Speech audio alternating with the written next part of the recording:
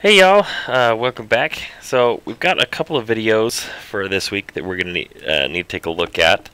We've got some new topics. We're going to introduce another area now this week. So rather than just entirely focusing on just the code side of it, we're also now going to get to start to think a little bit about the UI side and how do we design an intelligent user experience. So that when somebody comes to our application, it creates just a natural feel for the application. And this is a topic that we're going to discuss, several times over the remainder of the semester. Most weeks, in fact, we'll have some elements now as we move forward because you're starting to get the fundamental pieces underneath your belt, especially with fragments and logic and the whole relationship between XML and Java with your Android projects, etc. So for this week, let's start off first off by taking a look at how do we communicate to our users that we have something we want them to do. One of the primary ways that happens is through what we call a top app bar. It's also sometimes called a toolbar, or the older name it was frequently known as was an action bar. Now, this is a design decision made by the material design team. Let me introduce material design real fast though.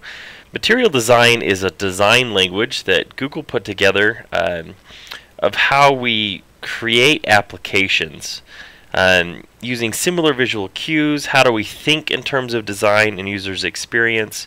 A series of widgets and concepts that allow us to develop user experience components and overall create a natural feeling application for our user with minimal amounts of work on us as a developer. We're not trying to reinvent the wheel every time. Rather, we're creating an experience using a series of common pieces.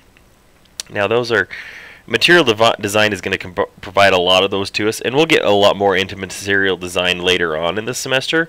For now, I just wanted to kind of introduce that first piece because this app bar at the top, or an action bar, it was often known in the past, or you'll commonly hear it called a toolbar because that is the actual name of the widget in Android itself that you're going to use to implement this, because material design was designed to be agnostic for platforms, so it's designed to work and function for Android applications, for websites. It's even possible to implement it with iOS applications. It's more focused on the abstract design decisions rather than the technical decisions. Android Studio provides us several widgets to implement those, and this is where we're going to run into some of those namings. In fact, it even tells you here it's most commonly used to wrap a toolbar, because a toolbar is the thing that's going to provide the app bar layout for us. Now, there's a lot more depth that we can get into with this in coming weeks. For now, we want to just start off first off what this is. Now, the app bar provides several key important pieces. First off, it's going to give a user a name to what it is they're seeing. Often this name, it can be a view within your application. It could be the title of the application, which is what we've had so far. But action bars here and toolbars also have now menu options, which are going to be visual controls typically, though in some views they may be words and icons, but typically an icon is the best language to speak here, that provide actions for the user, such as a search bar icon, or a heart, or maybe it's a plus or an arrow for a send. I mean, all those different things you guys have seen in applications as you've used them go here. We also will have an overflow menu, which is our three little dots. The overflow menu provides a place for us to put icons or behaviors that don't make it onto the main strip if there's A, not enough room, or B, things the user's not going to do very often. For example, the user's probably not going to be changing settings in your application very frequently, so it would be a little strange to have, say a gear icon here, in using some of your most valuable real estate for something the user's not going to do very often. So an overflow makes sense for that. Reduces the cognitive load on the user as well, so they don't have to spend as much time thinking about something that they're not going to do very frequently. So this real estate is really going to be the place where you want to put the primary behaviors of your application. For example, if your application allows you to compose an email, you probably want to have your send button up here in this top. If you're if you think maybe the camera app, for example, you have the ability to, change the flash or to change other settings. You'll see those float along the same area. The action bar or toolbars also will provide what we call a hamburger menu, if your application supports it, which is these three lines here, that when you click on those can now bring out a more enhanced navigation experience. But we'll get more into those later on. For now, we want to focus in on how do we make a toolbar, and then B, how do we create menu items here, and then react to the user interacting with those menu items. You'll need those for your homework assignment this week, and get to kind of introduce us into those first little pieces. So let's go ahead and look at this. Now, if we go back to Android Studio, I've just got a blank project here. I've done nothing with it, just an empty project like we've been dealing with all semester long. So here's an empty project with nothing done. The first thing I want to do, though, when we're going to implement if we run this and look at it in our emulator, you'll see that much like all the other assignments we've had or projects you've run in the past, by default, an action bar is present. Now, action bars are a default piece of Android and have been for a very long time. However, recently, especially like at Google I/O, they've asked us to stop using action bars and rather using toolbars. And the reason being is action bars are tied specifically to versions of the operating system. They're tied to code that lives on the operating system, which makes creating experiences that are cohesive across all different types of devices very, very difficult to do. Rather, they've asked us to instead use toolbars, which are backwards compatible and will allow us to create a cohesive experience for our users across a wide variety of Android. So the first thing we actually have to do when we're wanting a toolbar here is to go turn the action bar off. Inform Android that we don't want an action bar, rather we're going to provide an alternative for it, or in some apps you don't want one at all, so you can turn it off completely. The first place we're going to do that, in fact, if we come to the Android manifest, now this is something we talked about like super briefly in the beginning of the course, but we didn't have any depth to it. So if you remember, the Android manifest is the place where we're going to define all of the things that make our application up, such as activities exist. We'll provide intent filters, the icon that shows up, whether the application should be backed up to Google's cloud, if you're going to support that. That takes more work than just turning on allow backup, which you can see here. But this is the file that the VM is going to read when your APK is launched, to know what it's going to launch, what things are supported, how to make it look, all of those different pieces, the name to put in your app launcher, etc. All of that happens here in the application. Now, one of the things this application tag defines is going to tell us what theme we use. By default in Android Studio, when you make a new project, it is going to create an app theme for you that belongs to @style. Which is great because that'll provide some flexibility for us later, especially when we get into more deeper into theming, hopefully in the coming weeks. But this is where this theme is coming from. So if we come to our values underneath of resources, there is a styles.xml. Let's go ahead and open that up for the first time this semester. And by default, we're going to define some resources. And we're going to define a style that is named app theme. Now, styling in Android can be somewhat thought of as CSS, but on a larger scale. Styling allows us to define behaviors and looks and UI decisions to an application to be provided at large. For example, the colors of your application, if you've noticed, by default have been a couple of shades of blue and a pink by default. Those are your color primary dark, and your color accent. These colors can be changed but by default they're going to reference ones you set here in your colors.xml, the actual hex values. You can change those at will if you want. But for now, we're not going to worry about those pieces. What we care about, though, is our style actually inherits from another style. Now, styling in Android is an incredibly complicated topic. it's something like we could spend like half of a semester to get into the details of all of those pieces. So for now, though, let's just suffice it to say a parent provides a lot of inheritance and a lot of overhead that you otherwise wouldn't want to have to deal with. And you notice our parent theme is theme.appcompat, so part of the support library, light, dark action bar. Now, we could change this to dark. By default, when we say we want a light theme, is what we mean is our background colors and things like that are going to be light colors, so our text and other elements like that need to be a dark color to contrast. We could change that to a dark, and then the entire application would invert. But we also, by default, is say we want a dark colored action bar to go with our light theme. But because we don't want an action bar so we can use a toolbar, what we are going to do is we're going to actually change dark action bar to no action bar instead. This will provide the capability or the hint to the operating system to turn the action bar off entirely. In fact, if we go ahead and save this file and push run, and we look over at our application now,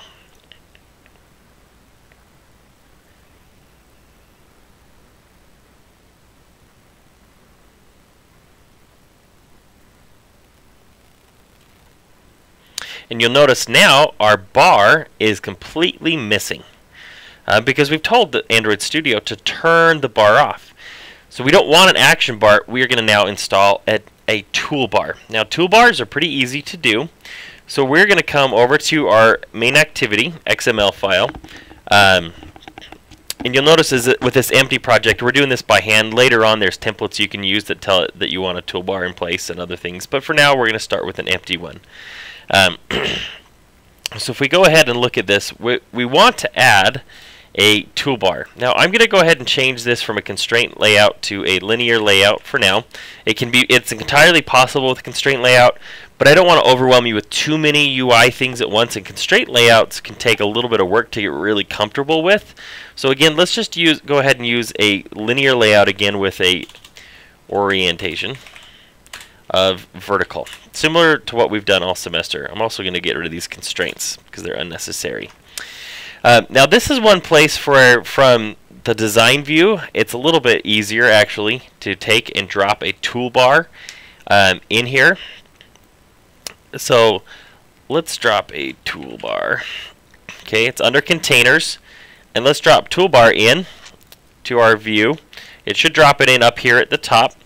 And you'll notice it drops out some basic pieces. Now here's where it gets a little bit, it's a little bit easier to drop in, because this is going to take more than just width and height. For example, it needs to know what background color. Well, let's tell it to go ahead and use the color, our primary color. You could change that to a different definition you have in your style. We can give it it needs to know a minimum height, which by default should always be this action bar size. Very rarely do you want to change that. It's possible, but it's going to make your application feel funny to your user if you monkey with the heights of the action bar. We're also going to want to provide a theme so it knows how to style this toolbar. I also want to go ahead and give it a couple of extra pieces that don't show up here by default, and we'll go ahead and we'll talk about these as we go. The first thing I want to provide is an elevation. Let's go ahead and give it a 4 density pixels. That is the default for this. Now, elevation comes to a component of material design. Now, material design as a whole is based on the idea of using physical objects in a digital space. So if you think about it, a physical object, specifically their idea is if your UI was made out of physical things. Take paper, for example.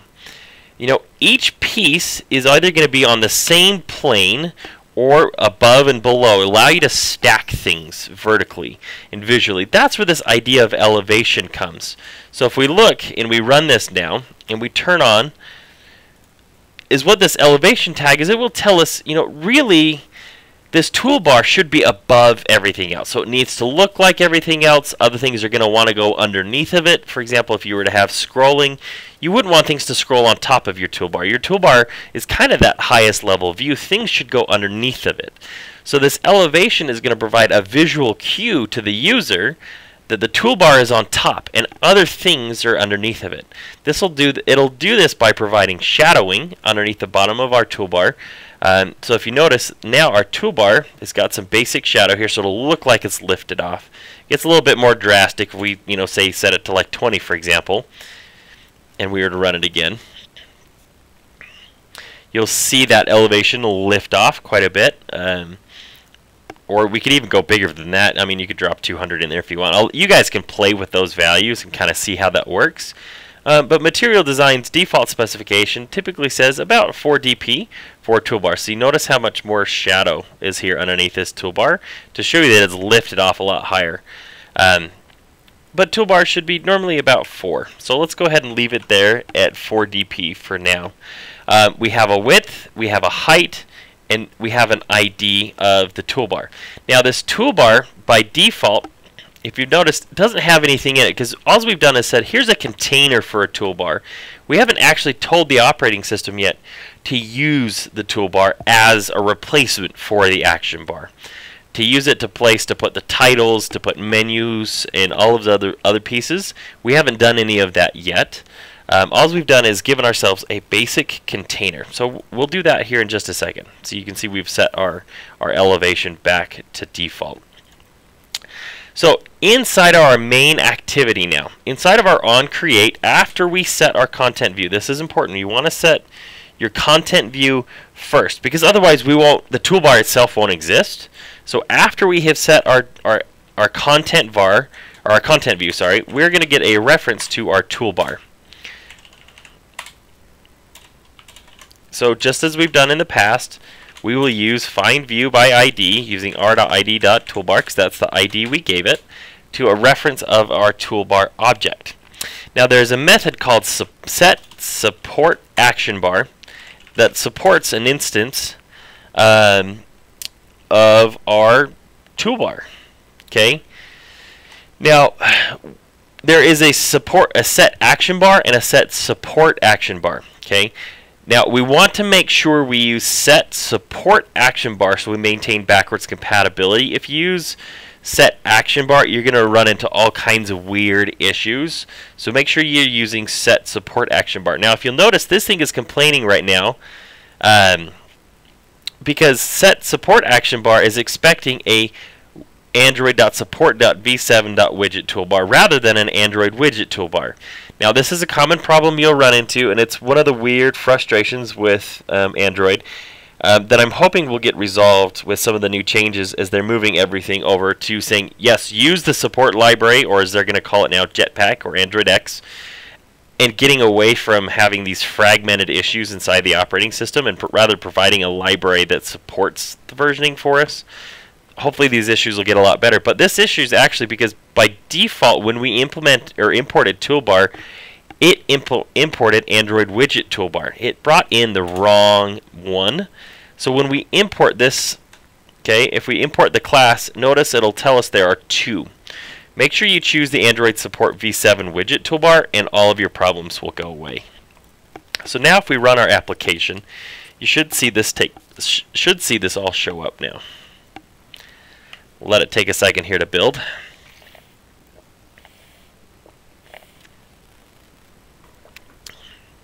Okay, and now, now we've got a toolbar showing up here with a title present.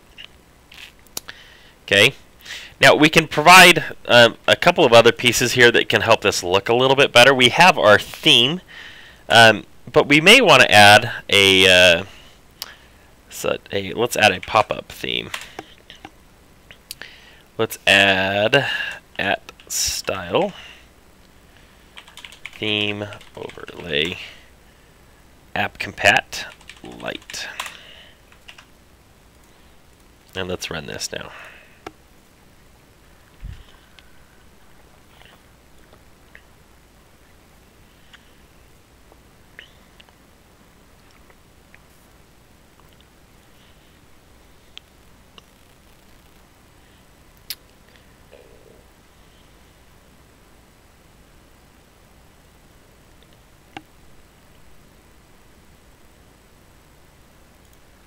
Okay.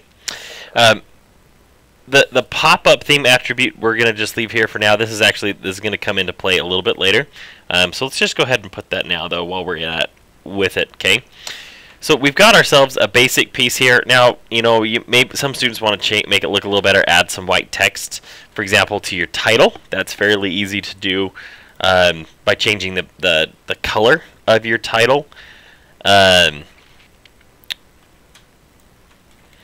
So to set that, let's go ahead and set the title color. So it's title text color.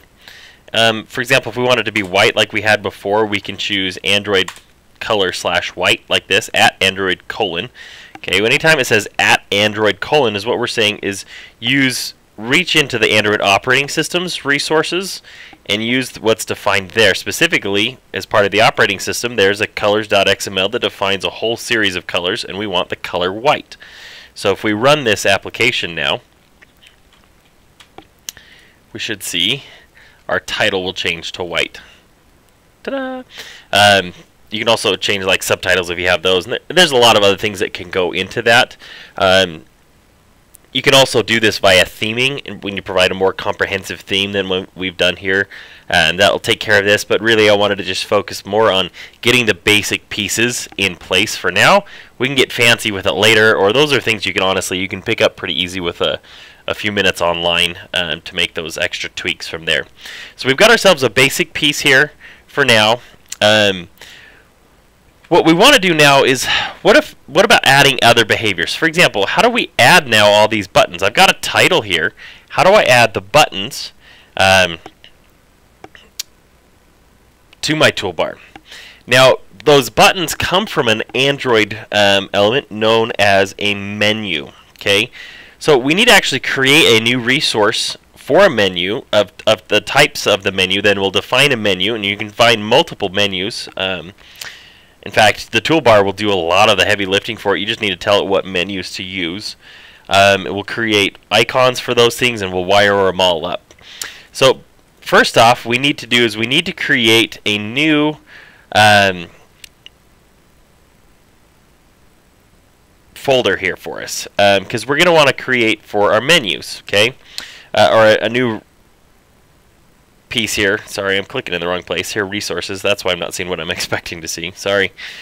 We want to make a new Android resource directory, and we are going to create a resource type of menu. Okay. So when you right-click, you'll choose resources, or on RES, hit New Android resource directory. Change your resource type here to menu, and push OK. Now that'll put a new folder here for menu, and where we can then come in and create new menu resource files. You want to put a little bit of thought as well to your naming convention for your menu that you're going to use. Various menus you want to provide for your application. So you want to put a little bit of thought to that. But a common way is to have these titled according to what it is you're going to be doing with them. So for example, like if you're going to have a menu that is going to be doing, your main set of actions, or that's going to belong to a particular dial, fragment that's full screen, or other major things like this. So I'm going to just call this one, let's just call this, I'm just going to call it main. Okay, by default, that's going to create a basic menu here that has nothing in it. We can create now from design view or from text view for all of our menu items. However, before we create a menu item, we're going to bring in some icons to go with this. And menu item is going to be the thing you're going to pick by far most often out of this. However, we're going to want an icon for this menu to show up with. So we've got to make the icons first, then we'll put the menu items in place, and then we'll attach it all. Okay. In fact, Material Design provides a great series of icons for you. So if you go to material.io, and I've got the link to this in Canvas as well, you can go to icons, And this will give you now a library of free open source icons that you can use online in apps or whatever. And you can go through them. You can look through all of the possibilities. You can search to these. There's also other websites too besides the ones that Google gives you here. That the community at large has provided options. There's a pretty huge library though of icons, and you can go through those if you want to get an idea of what icons are there. But if we come here, we're going to right-click on Drawable, choose New, and then we are going to choose Vector Asset. Okay.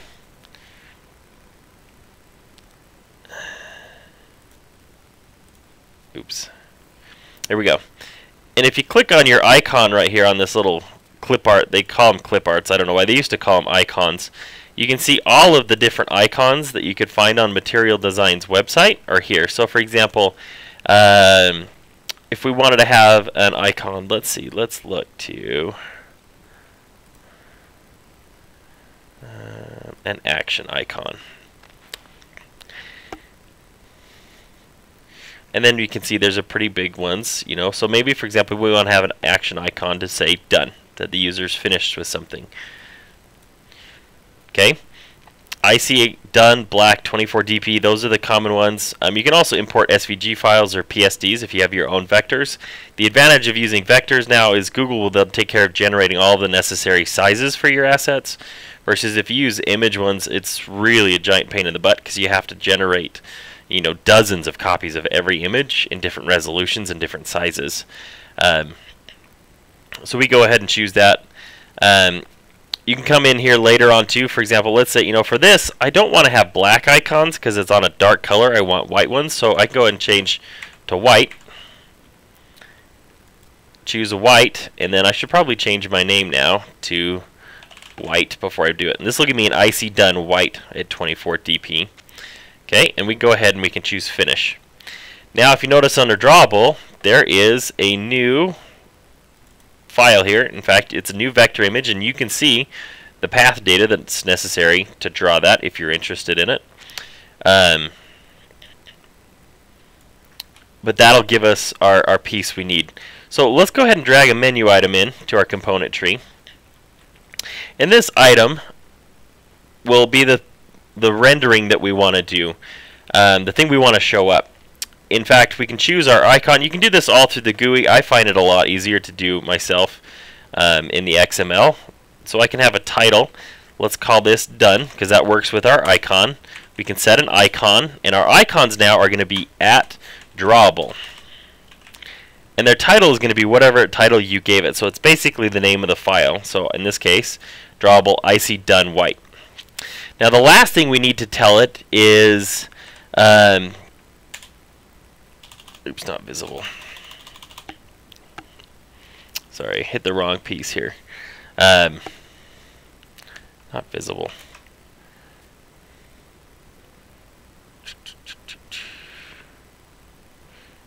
Show as action. Sorry, my brain went blank there for just a second. Okay, show as action is going to determine whether it shows up as an icon. So for example, I can say this always has to be there. Go away. There we go. This always has to be present as an icon, which is there. You can choose, if there's room. I can say do it with text, or I can say always with text, or it needs to be collapsible. And you can combine multiple of these together using a Boolean or. So I can say always and with text, for example, if it makes sense. And now our menu will take place. Then I can also say, for example, if I want to have another item in here with, let's say, title, let's call this one settings. Again, we can Alt-Enter to extract that string resource.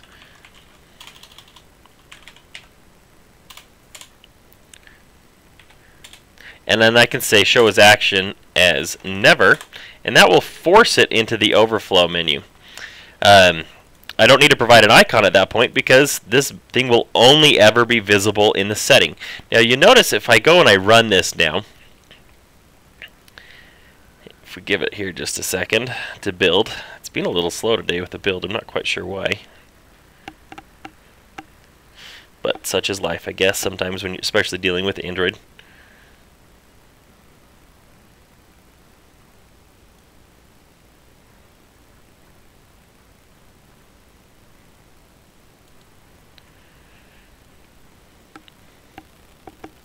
There it is. But you'll notice now, we have no menu. We just made the menu, but we have no menu. Okay, it's because we've got one more piece to do. When we make the menu, that allows us to define what pieces need to be there. However, we need to tell Android to make the menu, to apply the menu. Now, there's several different ways this can happen, especially in advanced use cases, but let's focus in on the easiest way. Okay, so inside of your activity, or sometimes it's in a fragment, depends on how you're setting things up. You need to tell it to apply a menu, and we're going to do this by doing a new. So we're going to come here to generate, and let's override methods, and let's choose on create options menu. Okay. Now, by default, this would do nothing different than what we've had by now, which means you're going to still see no menu. Because what we want to return now, whether we've handled properly this menu. So I don't want to let the super determine that the menu has been inflated correctly. Rather, we're going to return true after we do a step. So in between these two, so I'll put a return down so it can stop whining. But in the meantime, we need to now inflate the menu. So just like we inflated our content views, we need to change from an XML file, such as our menu, or as we did here with our layouts, we need to change from an XML file now to actual Java objects that can be worked with on screen. We do this by asking for a menu inflator. So using the menu inflator, now we need to inflate the menu. So we need to then tell it, okay, what menu to inflate. In this case, r.menu, because it's in the menu folder of resources. I want you to inflate the main menu. And then it's going to need to know now, okay, this is the menu I'm going to inflate. Where am I putting this menu? And we want to provide now the menu object that was passed as an argument to this method, because that will be that's the object that will know how to handle the menu, where to render the menu, all of those other pieces, in this case to connect it to a toolbar, or if we were using an action bar or wherever. So now we'll see our menu will show up.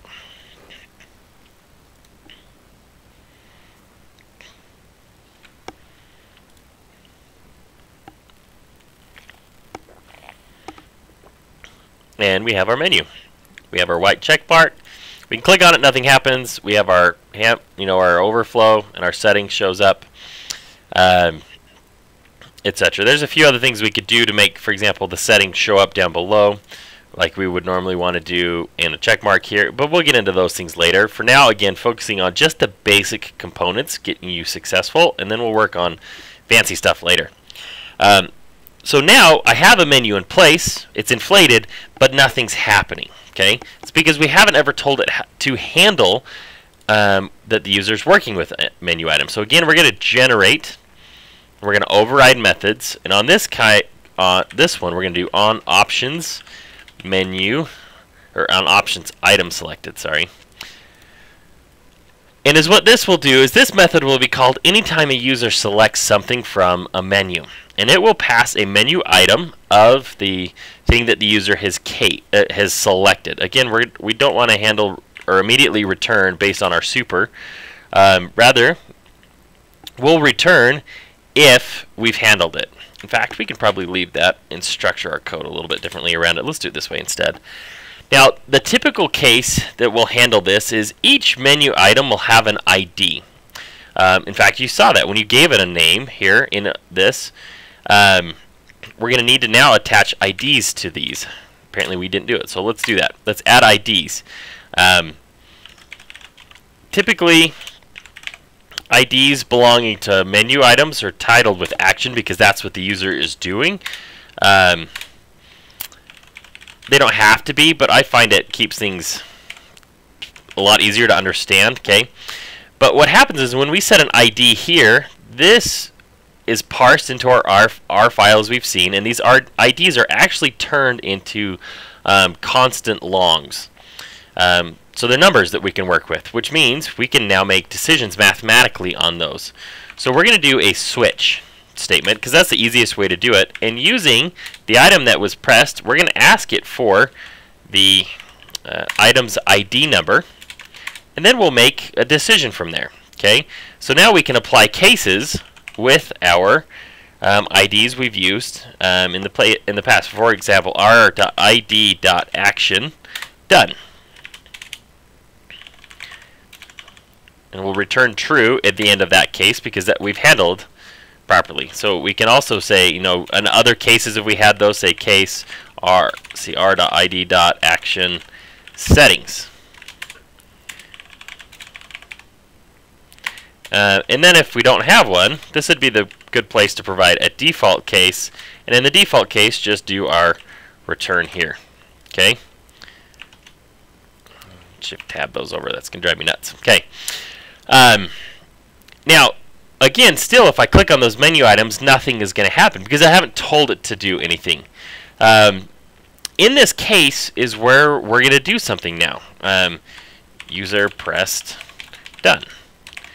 Now, if you're not doing much, you can put it directly into this method. However, in the long term, that tends to create kind of bloated methods here that become really difficult to manage size-wise. So typically it's easier to create a method that you can just call here. Like you can call it the name if you want it to do it, or however you want to name your methods. It doesn't really,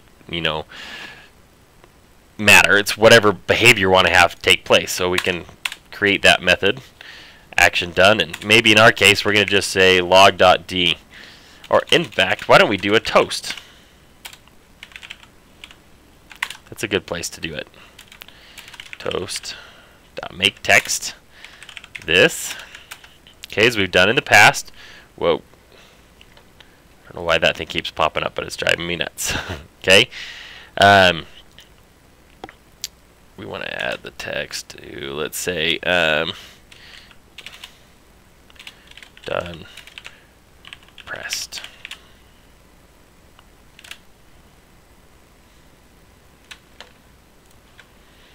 And then we need our duration here as well. So let's do toast.length short.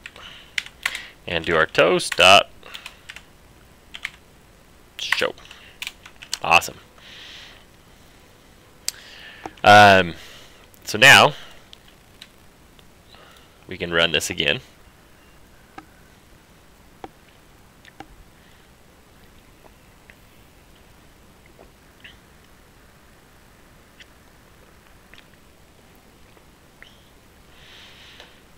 We wait for this to run here.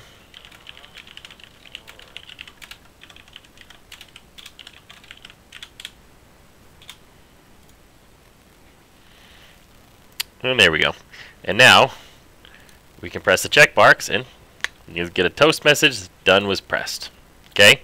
So whatever action behaviors, it doesn't have to be a toast, it could be anything. Now at this point you could load new fragments and change everything out. Whatever needs to happen at this point, you've got complete control. Just based on this method now. Okay? I was going to do one more topic in this video, but it's kind of getting long, so I think let's go ahead and end this video here, and we'll do dialogues in the next video.